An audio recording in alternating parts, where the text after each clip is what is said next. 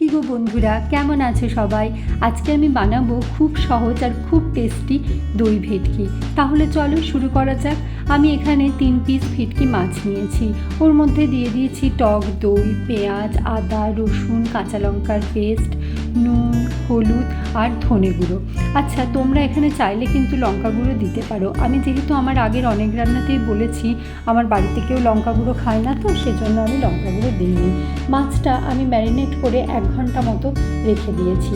এরপর কড়াতে সর্ষের তেল গরম করে নিয়ে দিয়েছি গোটা জিরে, গোটা গোলমরিচ, গরম মশলা, শুকনো লঙ্কা আর তেজপাতা ফোড়ন, পেঁয়াজ কুচি আর 1 চামচ চিনি দিয়েছি। এরপর পেঁয়াজটা লাল লাল করে ভেজে নিয়ে ওর মধ্যে মাছের পিসগুলো দিয়ে দিয়েছি আর দিয়েছি দইয়ের মিশ্রণটা। এরপরে দইয়ের বাটি ধোয়া জলটা দিয়ে দিয়েছি। আমি কিন্তু রান্নাটায় আর আলাদা করে কোনো জল ব্যবহার করিনি। এরপর কিছুক্ষণ চাপা দিয়ে রেখে দিয়েছি।